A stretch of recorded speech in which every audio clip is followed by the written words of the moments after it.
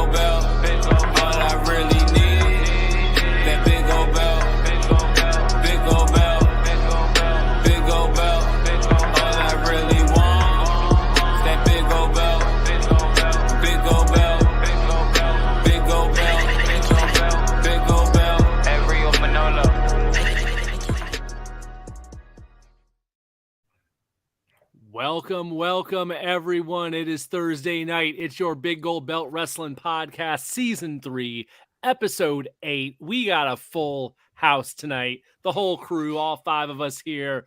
I gotta go all the way around the circle here. So let's see. We got Two Chains, we got Celis, we got Damien, we got the Giant Crab. We are all in the house. A week out from WrestleMania week, a lot to get into, so let's not waste any time because Lord knows we had a surprise drop on us this evening. After months of silence, Mr. Phil Brooks, CM Punk, decided to, for a very brief window, make a statement that he has already since pulled down. It was only up for a little bit, but he made a statement on the Instagram, and he was not shy about making some feelings known about Brawl Out and I guess AEW and his last months there. And, you know, just when you think that story is over and maybe done with and gone away, we got some gasoline poured on it tonight. So we are here, gentlemen, to talk about that, to kick the night off. How's everyone doing? Good. Allergies, I guess, for some of us. Ready. Yeah. It is Edwin Diaz still has a broken ankle, and I'm upset about it. But the baseball classic was wonderful overall. Oh, it was rigged. It was totally rigged. Oh, yeah, that's a whole other topic to get into. That's a different topic for a different show. That's totally not Marcellus' show. I'm saying. I'll let you have that one.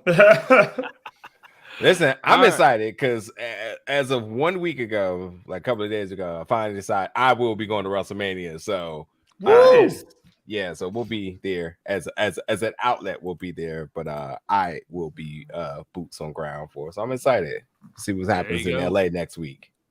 Your Big Gold Belt live and in person in LA next week. So Lord knows we will talk a lot about WrestleMania next week, but this is going to be an AEW heavy show, it seems, just because of the way things have worked out here.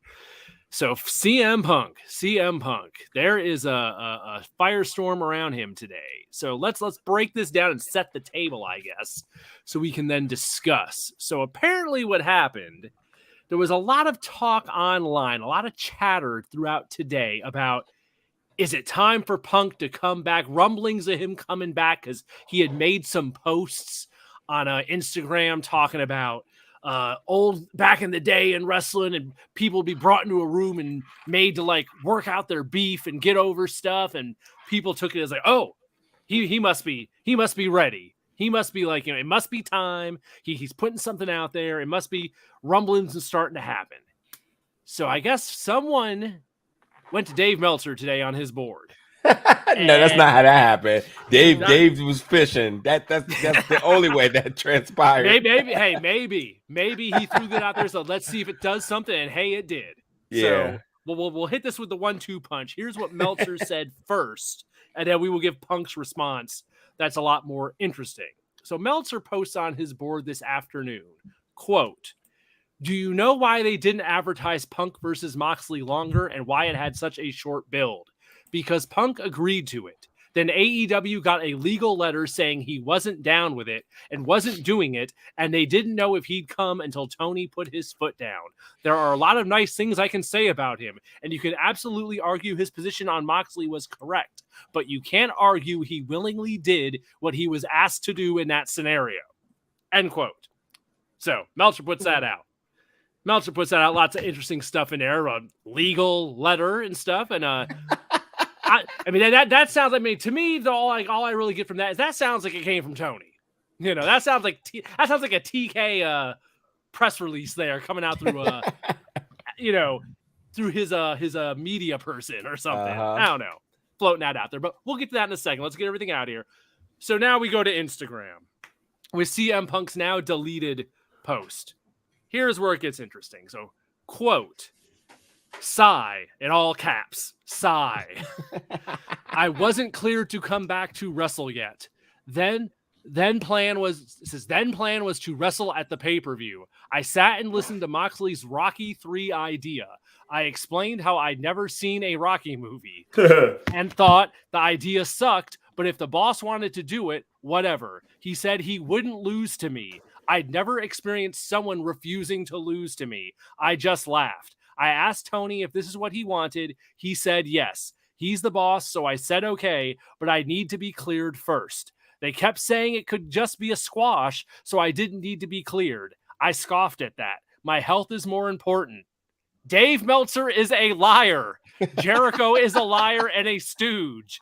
There were plans, but plans always change. But I'll never put a company above my health ever again. End quote. As we said, that has since been deleted from Instagram, but screenshots are forever. So people know about it. It's out there. It's blown up the social media. Mm-hmm. So I guess first, now that I've said all that, it's all out there. Who would like to weigh in here first with some thoughts on this? Because there is a lot here. 2 Chainz, get in here. Yeah, first thing, let's hit the Rocky notion here. First of all, I'm just gonna say if just because he hasn't seen Rocky, it's okay. Especially since that, like, I think it's a cup of tea thing. Like, either you liked it or you didn't. There's a lot of movies, popular movies, I'm sure people haven't watched. So, like, I know people are like harping on idea didn't see Rocky, and it's like, what? But fine. And also, after 3, there was no point in you watching anyway. So it's okay.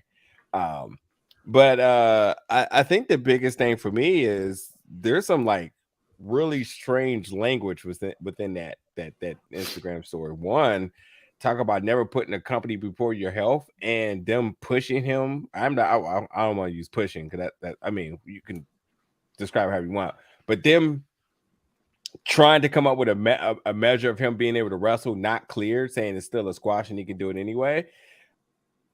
I'm not surprised there's not more of an outrage about that, by saying that like you all insisted that he wrestle regardless, even with these precautions, but he wasn't cleared just for the sake of the programming here. That's literally what he left something else, his WWE over was a damn, having to wrestle while injured. Yeah. So that's what stuck out to me the most, because we'll talk about the timeline, but for me it's like, you didn't watch Rocky, no problem. But ultimately, he's saying that they forced him to wrestle when he wasn't cleared, and he said he would never do such again. And I think if it had not been CM Punk that said that statement, this would be a complete outrage. Anybody else, let it have been Paige, let it have been Bryan Danielson, anybody, and they'll be like, oh, okay. In any sport, anybody who isn't cleared that's forced to re-enter the game or whatever it is, it'd be a complete outrage. It's so much emphasis on sports science right now that we're trying to prolong people's health and careers, and regardless of the circumstance of what he wrestled, he still got in the ring. And I think that has to raise some eyebrows of somebody here in terms of like the proper outrage or concern, should we say, in what he said. Like, how many other people had to do that? If you made Punk, who was definitely your buddy, we all know that was his buddy. If you made him do it, then God knows everybody else damn near had no other choice. So I don't know. That wasn't a good remark to stamp on the company there. That's all I got for right now. All right, I'll go. So first off, how the hell haven't you seen Rocky 3? What the hell? What the hell? And Punk's a wrestling fan, so he knows about Thunder Lips and Clubber and Mr. T. I don't want to hear that stuff. Don't know Rocky 3. How dare you, sir? Okay. He said no Rockies. Again, he didn't watch him in the Cold War either against Drago.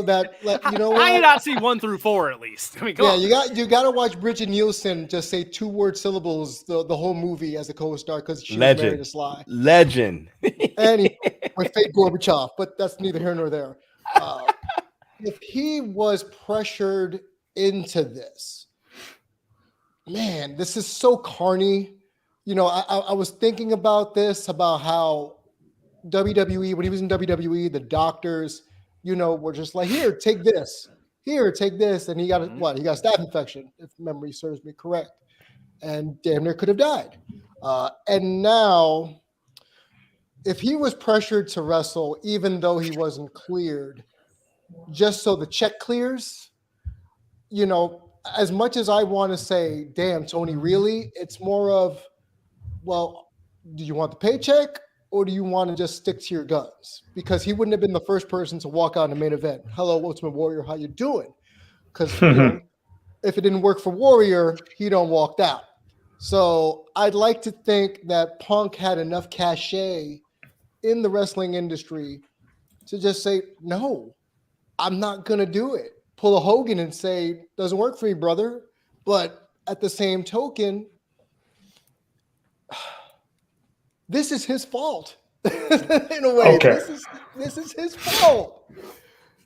He has positioned, and I don't know where Silas wants to go with it, but I'll just say this. He has done this so many times about the kid who the toy broke and wants to take it and just like throw it away. Like, I'm done playing with you because he doesn't get what he wants. Yep. Ice cream bars, contract status.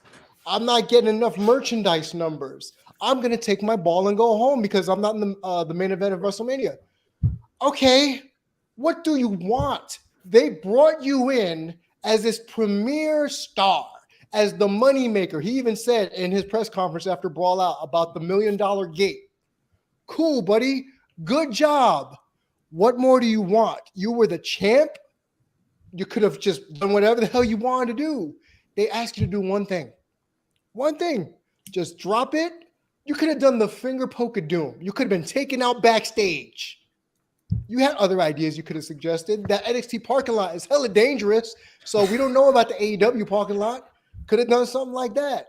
And Rikishi did it for The Rock. But I'm getting tired of Phil, and I'm going to say Phil because Punk is a punk overall, but Phil, for all his trying to be different, he is no more he's basically the same as every other guy trying to protect this spot. Hogan, Shawn, Brett, Hunter, you name it, that's him. So for him to not play ball, as they say, stop being a fucking child, man. You're a grown-ass man. Stop it. And I'm tired of it. And you know what? I love Punk the wrestler, but I'm over Phil Brooks the person. Oh, Damien, and you hit kind of the trajectory I wanted to go. So that's why I lit up, because I was like, am I the only person that is feeling this way? Because to me, it's the same story that we had from WWE to UFC, as well as where we are in AEW right now. Let me jump in there real quick. Yep, go ahead. This ain't a story going across 3 different businesses. This is just who he is. That's the thing. But and that's what I was about to get to, because now you got to look at if it's the same thing, just like when we kids, right? Oh, this kid's bothering me. This kid's bothering me. And then who's the consistent one? The one that's in the middle of all those stories where it's the same thing repeating itself all over again. Yeah. Right. Common denominator. The common denominator. Yep. So it's like at this point, it's like we've heard this story before. So, and I'm hearing a contradictory thing. It's like, okay, you going to do what the boss wants, or are you going to complain about it? You can't complain about saying, all right, yeah, I'll do what the boss says, and I can't, you can't complain about it if you're going to do what he says and then try to cry wolf and saying, well, they didn't treat me right. I didn't get my spot right. They know I was hurt. You can't do that. So at this point, it's like, I'm tired of hearing the noise and complaining. It's just interesting to talk about, of course, but it's the same thing I'm hearing over and over again. It's like, I'm done with you too. Like, I'm done with it too. Like you said, Damien, it's the same thing repeating itself over again. Is you finished or is you done? I'm done. I'm done. Okay, Birdman. I'm done. I think Punk is finished and done, but besides, So I'm quite sick of the anti-Punk agenda coming through Man. from all sides. That's what I'm waiting for here. I think part of it is that on one side, you tell people that you need to believe in yourself and establish yourself and secure your spot because, goddamn it, nobody's going to give it to you. You're going to have to take what you want, grab the brass ring and all that stuff. And in a moment, you actually do that. And then, the unfortunate happens and things don't go the way you want. Now, we saw this with Gresham, for example, and leaving AEW. And we've seen this in other places. Vicky Guerrero is about to leave, and she's not exactly leaving quietly. And this thing with Thunder Rosa still is trying to eggshell her way back through the injuries and the rhetoric. And now we see this thing with Punk, and it seems to be that people have just decided what they're going to believe in regardless. They get to choose their news, or whatever dirt sheet they want to believe in. They get to choose who they like, whether you're on the side of Punk, whether you're on the side of the Elite, cool. But the problem that I have is just a blanket, problem is he was brought in to be the guy that you hate him for being. He was brought in to be the top guy. He was brought in to be the ice cream seller, the needle mover, and to take the company to the next level. That's why they gave him his own very special rampage. That's why they, made him, champion and did the whole thing with Friedman. Part of that is, number one, all of that is on Khan because he brought him in. But he brought him in to be that guy. And I really do believe that other people that have been there for the past 2.5 years, 3 years, or whatever it was, went, how the hell does he come in and get a spot before I do? Well, Adam Page, you're not CM Punk. Full stop. That is what it is. That's going to be what it's going to be until the day either you or him dies, and we stop kicking records about it. I don't understand how he's the guy that you think he is as far as his star power and notoriety. And then when he flexes a little bit of that muscle that he's arguably earned, people have a problem with it. He's a prima donna. He's tough to work with. He's doing all these other things too. So there's that. But let me ask you, Jamal, just going off that, has he met that status? Has he really met that status?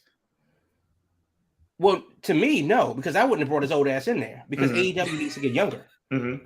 But for me, I would fire everybody over 37. For me, that's what I would do. Because they have enough young talent that need to separate themselves from WWE and bring it in a guy that's a legacy WWE guy doesn't help them do that. So I would have fired all their old asses, all of them go. But since they brought him in, gave him his own event, he had 20 minutes of an hour on television, unscripted. Yep. And they brought him, and they didn't do that for literally anybody. Nope. Not Jericho, not Moxley, not Kenny, not anybody else that they brought in. They gave him his own damn show. So, cool. He gets hurt, unfortunate.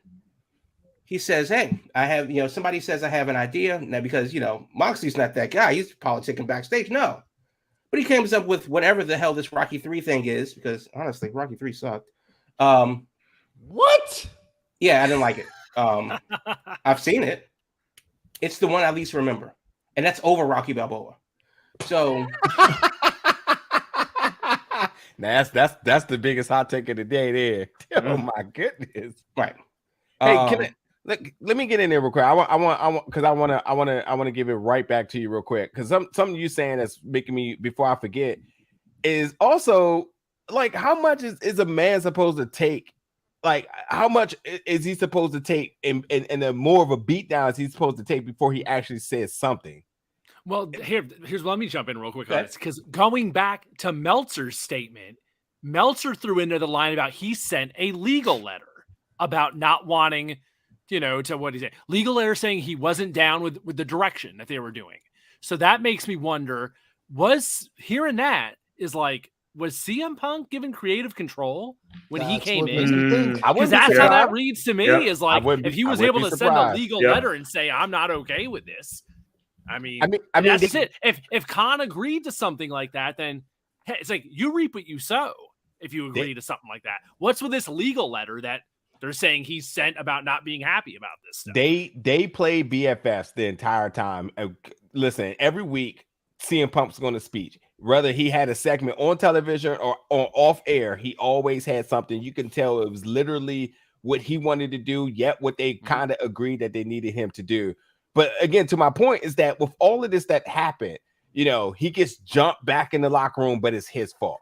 He comes out and says some things. He responds back to a journalist and Nick, and he says how he feels, but he's wrong. He gets jumped. He gets fired. He's the problem person. Sure, he has a very consistent personality, but again, I'm just thinking like, but how much is the person supposed to take before they actually decide that I'm going to say something back? It's been months since he's been gone and he hasn't said anything. So even this little blurb that he gave back, people are raising hell about and now blaming him as a person instead of what actually happened. Like, he's been a beating horse for all of these things this entire time. Meanwhile, the other parties of this, when you talk about Khan, the elite, and everybody, it's back to normal programming. But shouldn't they be held as responsible just as much as for the thing? So I think can't fight himself.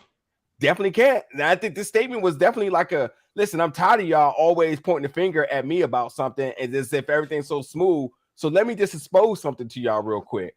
This is what happened with the booking and the programming. This is also what happened in terms of my health. They were asking me to do something I wasn't down to do so. So take a look in the mirror in terms of who y'all want to point the finger at. That's why I didn't have a problem with it. But once again, going back to Damien's point, and I hear you well, but haven't you done this before when you was in the other promotions and you're saying the same story? I didn't make it to the top because I didn't get my chance. Or when The Rock came back, I had to give up my belt because I wasn't big enough name. If they would have gave me an opportunity, I would have done this. Is that the same story that he's putting up if he doesn't get my way? Not saying it's justified from his perspective, not having the whole story, but it's the same thing we've heard over and over again. I mean, it's not Ryback. That's all I'm saying. feed me more, then. Feed me more. But I also think that there is one thing that's interesting in what Punk said is that he wasn't cleared to wrestle, and they are trying to force his hand on that. It's not that that's completely implausible, like, oh my God, that's in lunacy, because Matt Hardy happened. They finished the match when half his brains were laid on the concrete. So it's not that Khan, may or may not make a snap decision on what the greater good is. Because remember, we were talking about the pay-per-view. He wanted him to come back for the pay-per-view that he's trying to sell for $50 a pop. Right. So, what do you do? You have him, drop the belt on the Rampage, give this impassioned speech, I'm going to be back? Well, what does that do to the pay-per-view? So, I mean, I do think that the truth really is somewhere in the middle. And I know that there is a side on the former and a side on the latter, but the truth is, I do believe that the truth is somewhere in the middle where maybe Punk wasn't ready to come back and Khan tried to force his hand. And they've had the interim title, shenanigans before, and that shit was growing old quickly. Because Rosa just went through that, and then Punk got hurt, I think. Yeah. So that was a thing. And then Tony Storm was chirping about the interim title. So now Punk gets hurt. Well, do we want another interim championship? Well, obviously that's what they went with because they couldn't resolve it backstage. But it makes sense considering that you go, no, just drop the belt. I'm literally hurt. It's just a squash match. It's okay. That's the Rocky 3 story, I guess, that he's talking about. Is the Clubber Lang bum rushes Rocky in the beginning of the movie, beats him real quick, and then Rocky comes back at the end and wins it. It's just the weirdness of, well, you're hurt, you're not cleared, but don't worry about that. We can do the part where you get squashed. You don't need to be able to go for that. We can get that done in 3 minutes. And I guess that sounds like that's the crux of his issue. Is that part there? So to that point, though, Will, if that is the crux of his issue, why are we hearing about it 7-8 months later? Because if you are Punk, and then one of the biggest things that you could say as a wrestler, especially given the nature of the business, the first thing I would be at All Out, it would be like, these motherfuckers wanted me to work hurt, and I ain't doing it. Well, hell, I mean, Brawl Out makes a lot more damn sense now when it's 3 weeks removed from all this. And so he's sitting there hurt and like, you made me come back. Now I'm champ again. I jumped through hoops for this. And it's like, now it's like, it's in a different light where it's like, why would he be in this mood at Brawl Out with stuff to get off his chest? Well, the past couple of weeks of the way they treated him, now it's like, okay, there's some perspective on this now that we didn't have before. Assuming you believe him. because there is that too. Assuming his story is, legit. But I do think that now the question is, what do you do with him? Well, is there a path for him to come back? Well, I doesn't seem like it to me. I would agree, Will. Well, listen, two things here because I want to get the timeline exactly when this would have made sense, because when he had the squash match, which was there's actually a lot to unfold here, and honestly, we're like really honestly, I would love to hear a uncandid perspective from Thunder Rosa during all of this, because this becomes very interesting now in terms of her being injured, having to relinquish her title, he being injured, working to lose his title in order to be able to come back to reclaim it. They worked the storyline with his, they had nothing for her, which is a little bit of a head scratch, and they still don't have nothing for her. So yeah, he won the title Memorial Day weekend from Adam Page, and that's when he hurts his foot. So then he has to go away. So then they start up the interim title that Moxley won at Forbidden Door. So that was the end of June. Yeah. So all that's going on. And then the unification match, the squash match, which apparently he's saying Mox refused to lose in this whole Rocky thing, that happened August 24th. So the end of the summer is when they do the squash match. But then remember, the weirdness at the time was then they came right back Labor Day weekend, and that's when they did the all-out match that led to Brawl Out. So all this happened in just a matter of weeks. It was Who started calling this Brawl Out? Where did this name come from? Probably Reddit. I blame them for everything. Gotta be. They've been going around. I started hearing it in the fall. So anyway, but yeah, I mean, all this happened very, quickly over a couple weeks, it looks like. Okay. Yeah. Other than him being out, and I guess, and there's also just that part in there about, I guess, once they started talking about the unification, or him coming back, that Moxley wouldn't lose to him. That part I don't hear no one talking about. That's the part no one's talking about. Yeah. Right. Old Moxley HBK here. I mean, lost his smile. Who's Punk's, big, old time favorite? Bret Hart. And so it's Montreal all over again with, you won't lose to me. I'm going to take that personally. That's going to stick in my craw right off the bat. So again, assuming his story is legit, but I think the most interesting thing to me is now this goes far beyond the EVPs.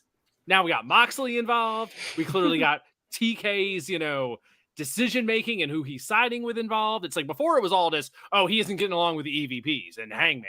Now it's like, nah, he ain't getting along with anybody in a position of power there, it seems. Yeah, to me, the question that I have is that when you have this thing, and I think he's going to come back. Now, whether or not he should or not is a different problem. I think he's going to come back.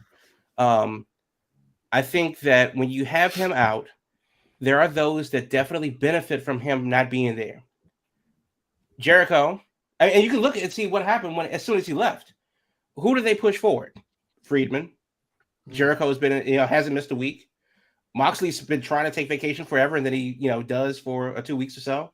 Kenny came back. They gave him a belt immediately. It's pretty obvious. If we're talking about a him versus them, what happened to them after he left? They arguably prospered. Ain't that a bitch? I'm just saying. It's a I'm not saying it's a conspiracy, but I will say this is a conspiracy. What if this is all the work for the TV show? Oh, come on. For next week, for the reality show? That's a good point. Oh, no. I'm just saying. It was a shoot the injury. It was a shoot the backstage, shenanigans. But what if they parlayed this over the summer for the cameras that we didn't know were backstage until they released the thing? And we see the candid moments with Kyle O'Reilly and Adam Cole. We see the candid moments with Friedman leading up to things, because remember he had a June. What if it was a work and they worked the work into a shoot, which turned into a work because the marks don't know if they're being worked or shot at or not? I'm just saying. They shoot your shot, then CM Punk. If they manage to pull that off after all these months, it's going to be hella impressive. It's not that the thing is that nothing really happened until something happens. And then once it happens, people go, oh shit, we need a timeline again. And all of these, and then Twitter gets riled up and the wrestling gets riled up, and then we're back to square one because the Beehive got kicked. And that's what they've been doing. They've been kicking the Hive every 6 to 8 weeks or so, and then now we're back where we started, and they're asking the same questions. What do you do with them? Right. But we'll find out on TBS when that shit airs. I'm sure we'll probably cover that. I think my last comment I kind of want to make is this: that they does he come back? I think so too. I absolutely think they need him.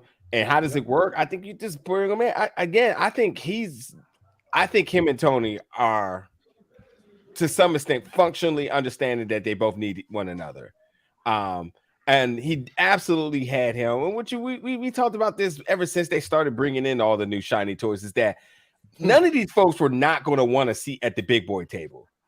At some point, it was going to be an issue at the big boy table. And I think this just happens to be one of them. You had all the people who had titles who then lost their titles, because how could you give them titles, but then have somebody like Moxley potentially making more than what they make? Like, there's a lot of reasons why it just wasn't going to work. Strip all the titles, figure out the pay rates so that it works for everybody. But it's still, somebody's going to find reasons to not click. And then you have things probably like the storyline with Saraya and all of them as like the ex WWE folks versus the originals. I'm pretty sure that's like a demeanor, maybe even like a whole culture in the back room in terms of who were the OG AEW, who all these folks that come in and think they can just sit at the same table we are. I think that's why a lot of these conflicts and things were happening back there. And at some point, this came to a boil, but I think it was just an easy scapegoat to blame CM Punk just because of his past.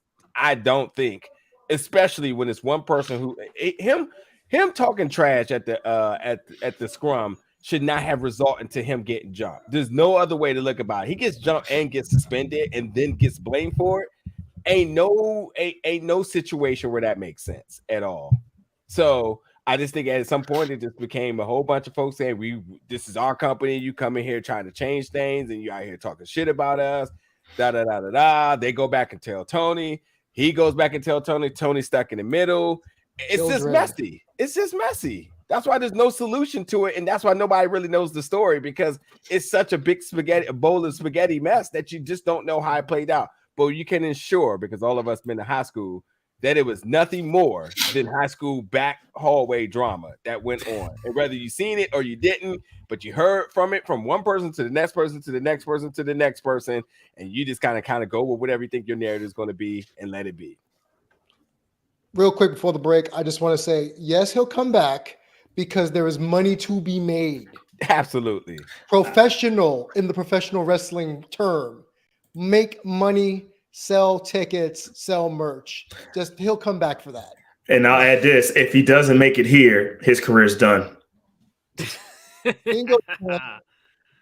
All right, time will tell. It is halftime, folks. We are gonna get ready for the indie spotlight coming up after this, and then we got to get into Vikingo. We got to get into free agent Goldberg. There's all kinds of stuff coming up, folks. So stay with us. Your Big Gold Belt Wrestling Podcast will be back right after this. Big Gold Belt Media is your golden standard for all of your media needs. Visit BigGoldBelt.com for pro wrestling info, movies, comics, and even more digital content. On all of your social medias, follow us at Big Gold Belt all across the board. Listen to this show and more on your SoundCloud or wherever you get your podcasts.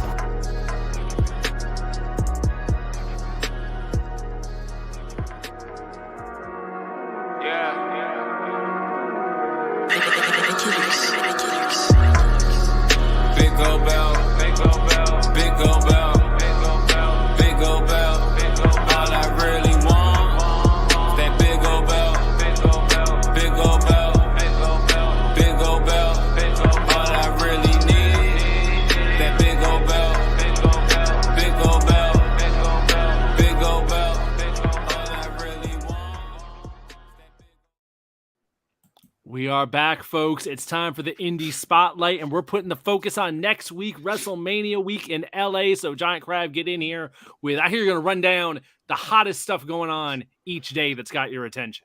If I were going to be in Los Angeles next weekend, and I'm not because it's open today and I'm going to be in Kansas City, but if I want to be in Los Angeles next weekend, these are the 5 shows on each day that I would go to. I'm not saying that they're the best shows, But these are the shows that caught my eye, and I might have to check them out on Fight or independentwrestling.tv, as they air. But let's just start off first. Wednesday, the March 29th. Micromania Midget Wrestling. Yeah. The main event. Oh, damn. Mini 50 Cent versus Mini Ja Rule. Oh, wow. Oh, Done. God. I'm done. I'm done. We got my money if I was there. Why do you not go to that show? You can check their Twitter. You can get tickets at whiskyagogo.com. That's the name of the venue. Frankie Kazarian's band Gutter Candy is actually going to be performing at the show, but it looks absolutely ridiculous. That's March 29th, a Wednesday at 8 p.m. local time, out in Los Angeles. DDT goes to Hollywood. That is Thursday, the March 30th at 8 p.m. That's going to be at the Ukrainian Cultural Center. That's part of the collective, so a lot of the collective events are going to be there. That looks like another, fantastic card. But if you haven't seen DDT wrestling live, it's some of the most insane, bananas, batshit crazy things you'll see anywhere in wrestling, and the ability to see that live is great. After that event is over at midnight, you have For the Culture Part 3. That's going to go from midnight to sometime after 2 a.m. Also, Ukrainian Culture Center. So 2 big shows on March 30th that day. WrestleMania, of course, is Saturday and Sunday. And there are events Saturday and Sunday, but honestly, none of them would be bigger than WrestleMania. Effie's Big Gay Brunch is on Saturday morning, but, the card looks okay. GCW versus DDT is March 31st, a Friday at the Ukrainian Cultural Center in Los Angeles. Tickets for all these things are on Eventbrite. So if you go to eventbrite.com, you can search for individual events. If you go to the company's respective website or Twitter page, GCW, the collective, you'll find all of their events there. WrestleCon has a slew of events there. And then there's some other fringe events like Micromania, Midget versus 50 Cent versus Mini Ja Rule at Whiskey A Go-Go on March 29th. Are they actually promoting it as midget wrestling? Yes, it's literally called Micromania Midget Wrestling. And on the poster is Mini 50 Cent versus Mini Ja Rule. And you can't tell me that's not actually Jeffrey Atkins. But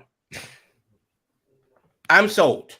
I'm sold on it. But needless to say, there's a ton more events that are happening all throughout the weekend. There are events like legit from midnight to midnight on Thursday, Friday, and Saturday. Then, of course, WrestleMania is going to be 17 hours long each day. And then, of course, you have NXT, not TakeOver, but the NXT event. Stand and Deliver. At 9:45 a.m. local time in Los Angeles. Raw is going to be at the, what are they calling it? Crypto.com arena. Yep. After WrestleMania. So there are a ton of events that are happening, too many to cover in this short amount of time.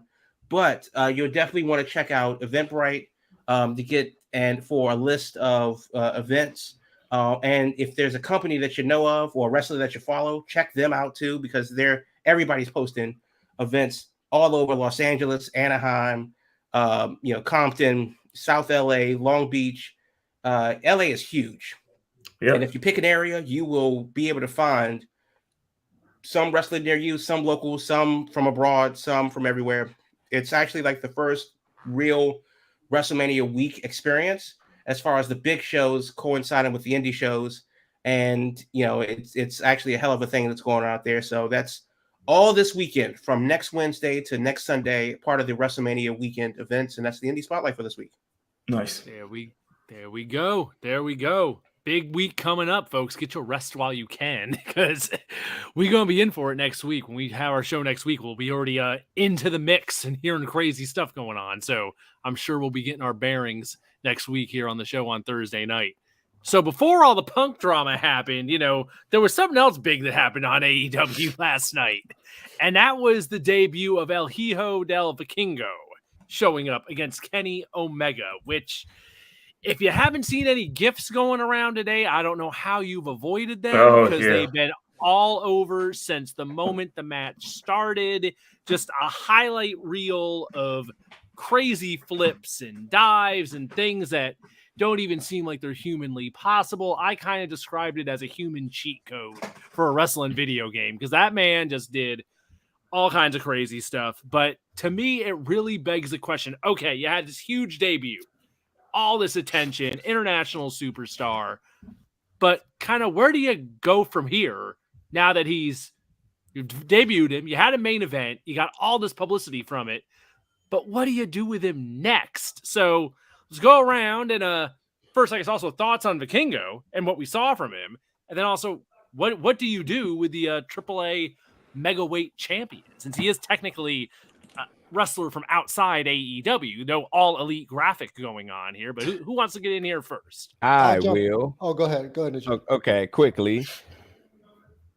What do you do with him? If I am a peer or agent or something, stay far away, sir. Far away. You are a draw anywhere you go.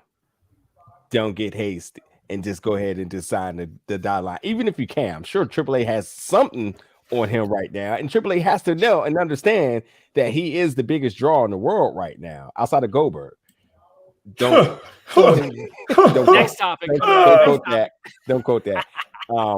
But no, my thoughts about him is that when I think about wrestlers who do things that you are completely mind blown, right. I think Ricochet, I think Chris Bay, I think it's who else was I thinking earlier? But anyway, I throw his name in there now and saying that what's his name? Overseas. God, why is his name slipping out of my head? It'll come to me. But when you think about the folks who just really pushes the needle in the innovation of wrestling, I say he's in that class, and I think that he comes out and he just, like you said, almost like a joystick. He comes out there and just do these phenomenal things that you've never seen before.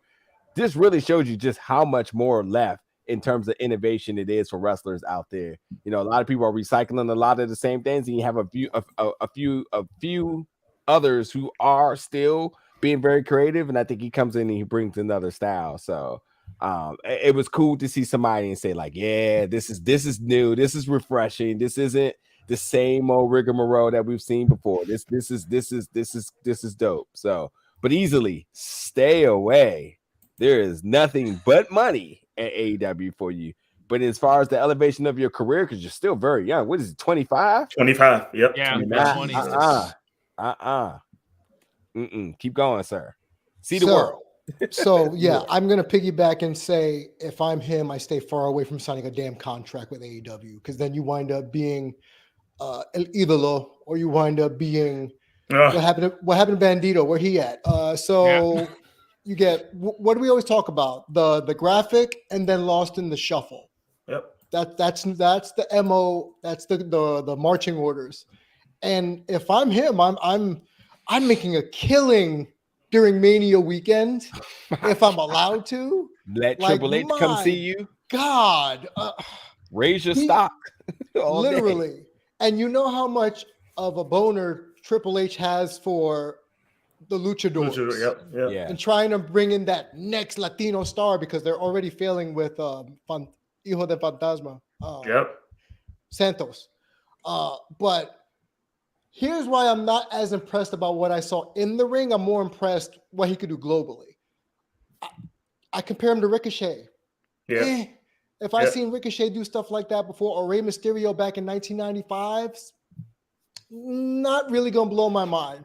Like that, I think 2 Chainz brought it up, the step up into the Poison Rana. I had to watch it back 3 times because I didn't see the quick spin while climbing. I thought it was like, what? He just walked up and turned around. The twist it was the in quick there. twist that got me.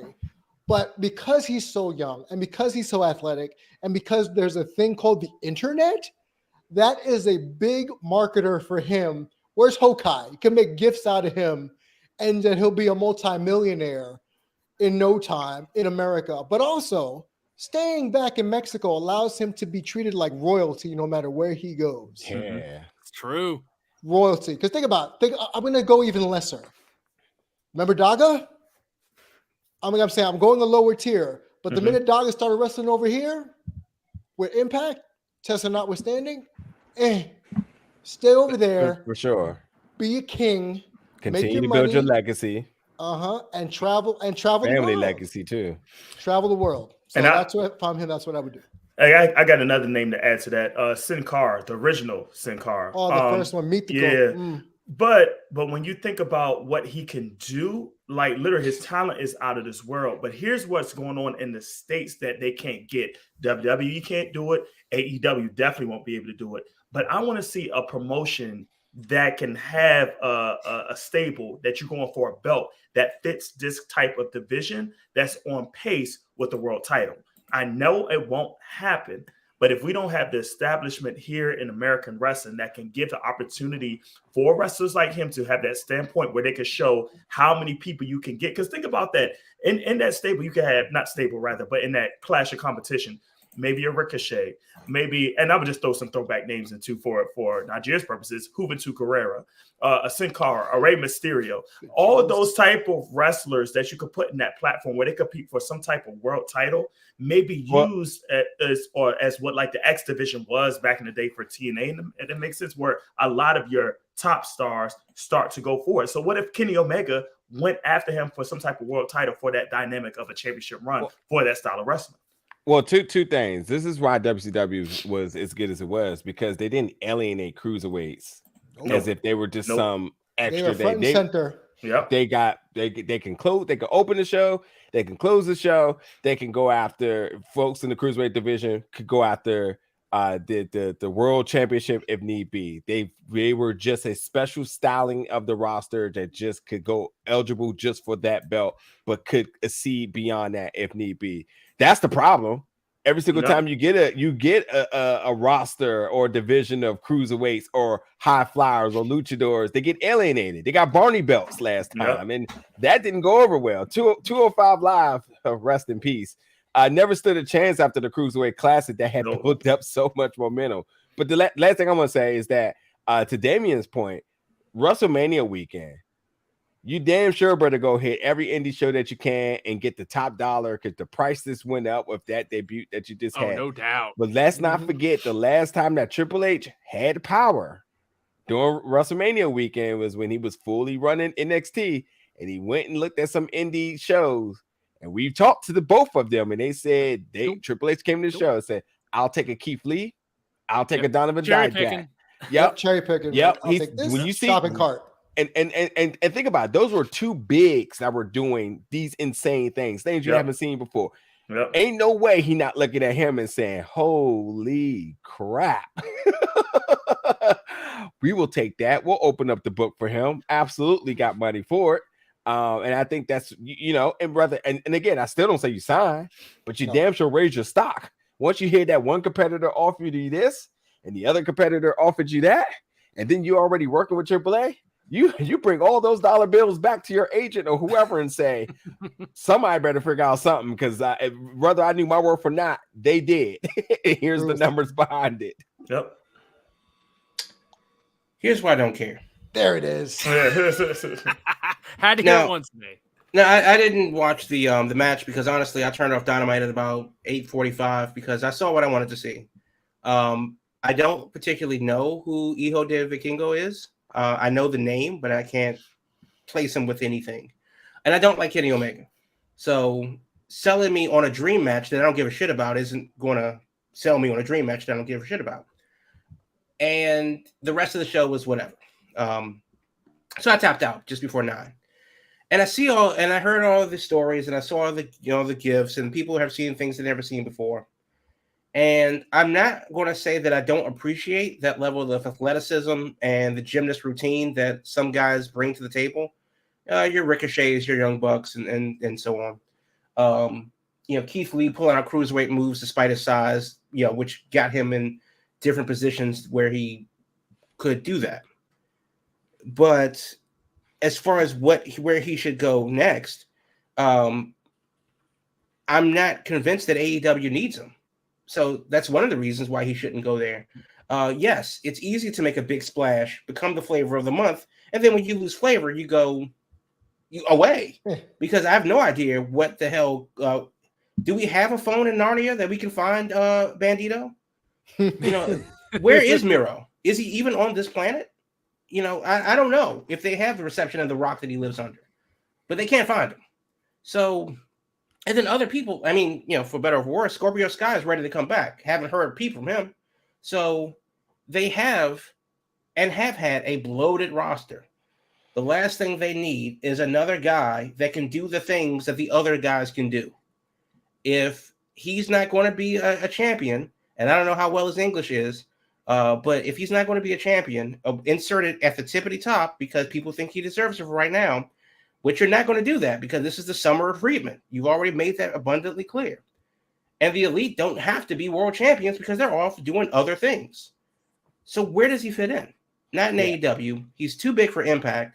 So if he wants to just make, short runs and short stints, sure, he can be the ultimate free agent. Not Goldberg ultimate, but he can be the ultimate free agent this year. I will also say really quickly too. I don't firmly agree that he can do what everybody's doing, but I also think he does bring a level of uniqueness as well. And I think this will raise the bar for all those other folks. I expect Ricochet to pull out some new stuff. The name I was thinking about earlier is Will Ospreay, who also came through AEW with a nice debut, also did not sign. I think you have to kind of look at something like that and say, like, well, why didn't he? And why should I?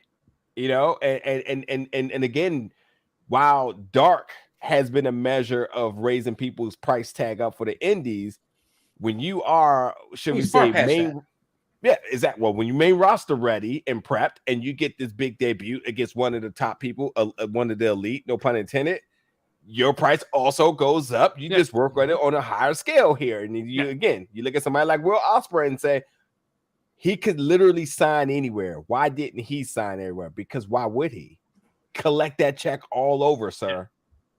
Everywhere. If I'm Vikingo, my thought after last night was, hey, he's already got the AAA deal. He's already got the belt down there. So I'm assuming he's locked into a contract, but who knows exactly how things work down there. So who knows? He could really be a free agent, but let's assume he isn't.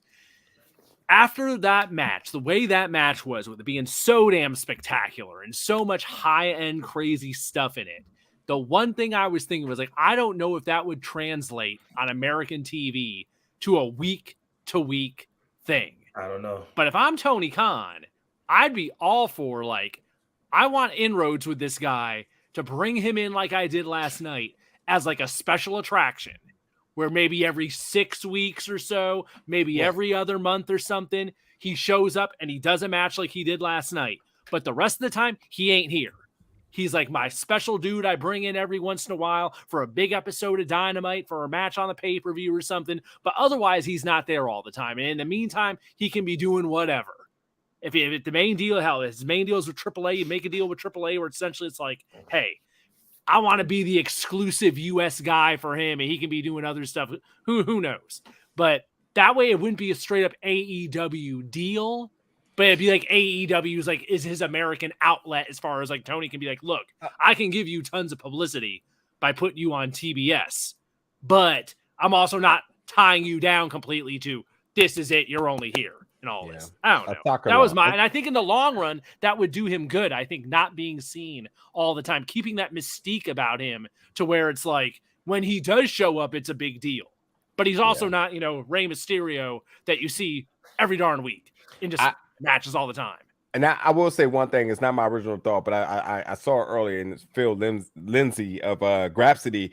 He said a very simple tweet in terms of like, oh, it looks like the crowd knows who he is. And I thought about that for a second. I said, I'm not sure if I agree or disagree, but they're reacting. Yeah, they're reacting. I think it's all about reactions. Yep, that's enough. He got their attention with his moves. That's that it. Simple.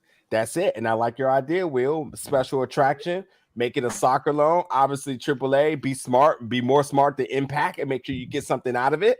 And continue to do what you've been trying to do all this time, and that's gain American territory and publicity. And I think that if you work in a fair deal of using that as special attraction, you damn sure better get something on the other end that is equally as just. But for Vikingo himself, this is absolutely a career development move for him too.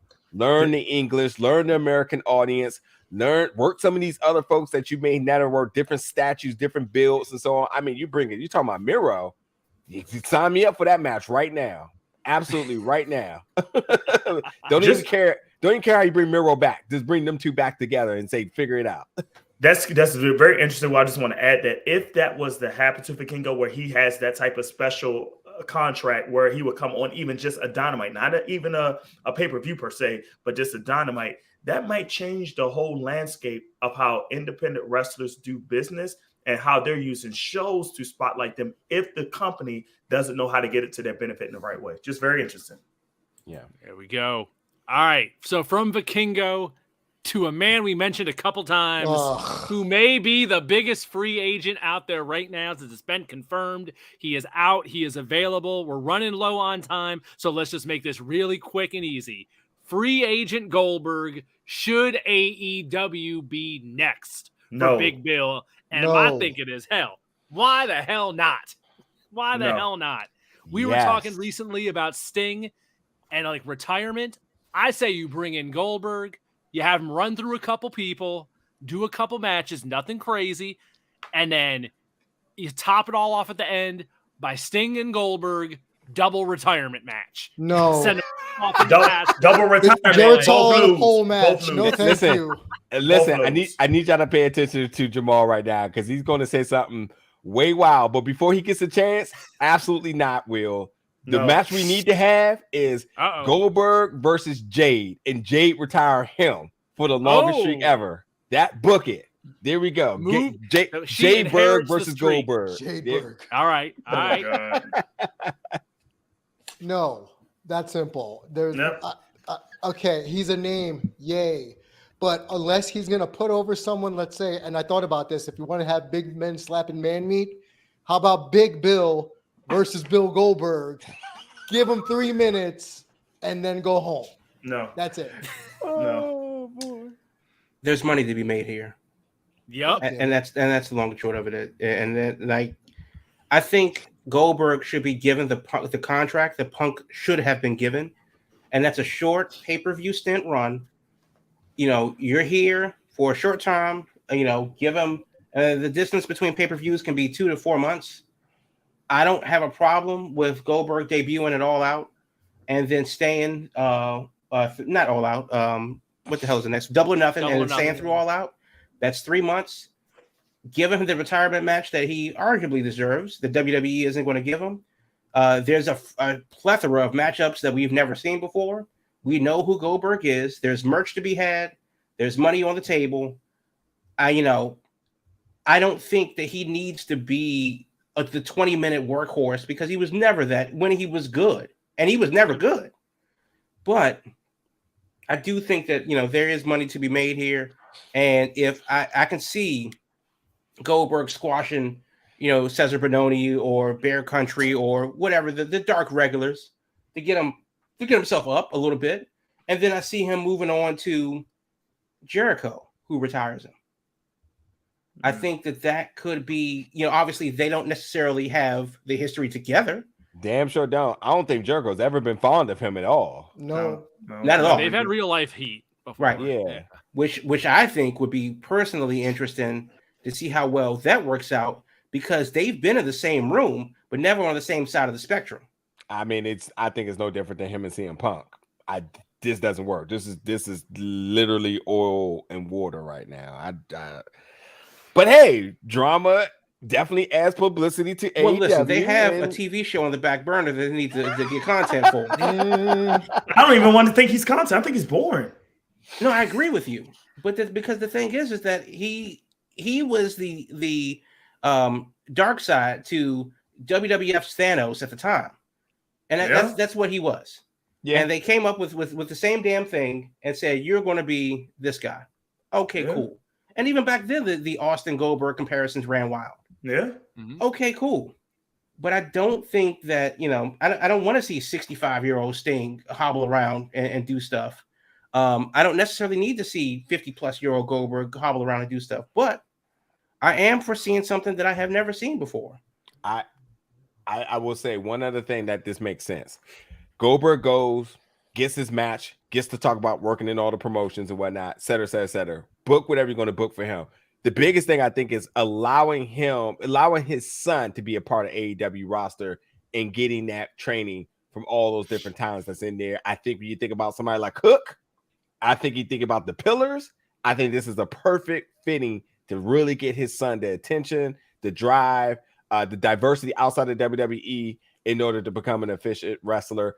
And I think there is potential television money for that as well, too. Goldberg has been a reality star, and I can imagine Warner Media Discovery crew could take a look at that and see if there's something to be made there. I'm telling you, I could absolutely see a Goldberg and MJF match. I could totally see it. That's even worse. The promos would be so damn easy. The key would be, the thing WWE got right with him on this last run is they kept all his matches short. They barely ever went more than 5 minutes. They kept all his stuff very simple, spear, jackhammer, nothing much more than that. And that's all you do with him. You keep it short and simple and make it easy. I like Jamal's idea. Give me the summer of Goldberg in AEW. With just one summer, though. Get his dumbass out of there. Come 3 months. He's got to go. 3 months. Yeah. Short and sweet. I wouldn't mind a Goldberg retirement run. Yeah, it's a retirement tour. That's all it would be. Nothing more than that. That's all I'm thinking.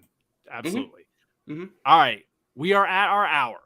Is there any other little quick thing before we wrap it up and head into WrestleMania week next week, gentlemen? Yes, one quick thing. Just a shout out to Alexa Bliss, who literally had a cancer scare. So anytime somebody has that, just want to give them a shout out. I'm happy she's okay. I know she made a little bit of a smile gesture of it, but definitely hope that she continues to stay healthy.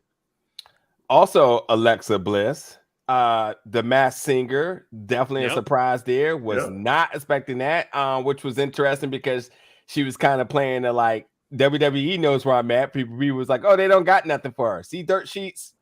This is the problem with dirt sheets right here. She may not be on television, but she was on television, and it still was making sure that she was getting. She was doing a project. Absolutely. And then also the other thing at the airports and whatnot with all the wrestlers. Yeah, I hope all of them continue to speak out about that BS, because I got to tell you, as a person who has never ever directly tried to either stay in a hotel where wrestlers stay at or try to rendezvous with a wrestler in a public vicinity, I have stayed in a hotel inadvertently, and I got to tell you, it makes me even uncomfortable going to my room, going through a barricade of folks in order to get to the elevator and get to my room that you paid good dollars for, but you got to go through all of this beforehand. And they literally day in and day out, just standing there, creating their whole little aisle of things. It's the absolute worst. I hope that wrestlers stand to end that shit, because it's literally the worst feeling. And they don't even want me, and I feel uncomfortable. That's how I know they got to be feeling terrible. And matter of fact, just quick little other story. One time at a hotel, we seen the SmackDown crew coming in for pay-per-view weekend, which means that this is after SmackDown went off air, plus the commute of wherever they had to go to come into it. We're going to say this is 2 a.m. Ain't nobody trying to talk to nobody that late. Nope. Hell, you barely even want to go to the desk and talk to customer service to check in, because all the fuck you want to do is get to your bed and go to sleep. Yeah, you got to do that, and then you got to go through a barricade of folks like, sign this, here, keep calling her name. I got 15 Funko Pops here, and they're going to be on eBay tomorrow. You better put your autograph on them. Right. It's the worst. Cut it out. No good. All right. So is that it? We good for this week? Dominic Mysterio for the win. That's all I'm going to say. I'm with you. Uh-oh. God, he's so good. Good. That's it. All right. Well, next Thursday night, 8 p.m. As always, we are here each and every week, your Big Gold Belt Wrestling podcast. Now, I'm assuming next Thursday it's the same plan as usual, even this WrestleMania week. At least some of us will be here. We back next week, folks. All right. So Thursday, 8 p.m. as always, even during WrestleMania week, we will be breaking it down for the biggest week of the year. A lot more WWE talk next week, I am sure. If you are traveling to the West Coast for all the festivities, safe travels. 2 James will be there on the ground, keeping track of things. So it will be a busy week next week, folks. As always, at BigGoldBelt.com for all the wrestling and entertainment needs, at Big Gold Belt on all your social media platforms. And we will see you next week, folks, as we get ready for WrestleMania. Buckle in. See you then. Thanks for tuning in.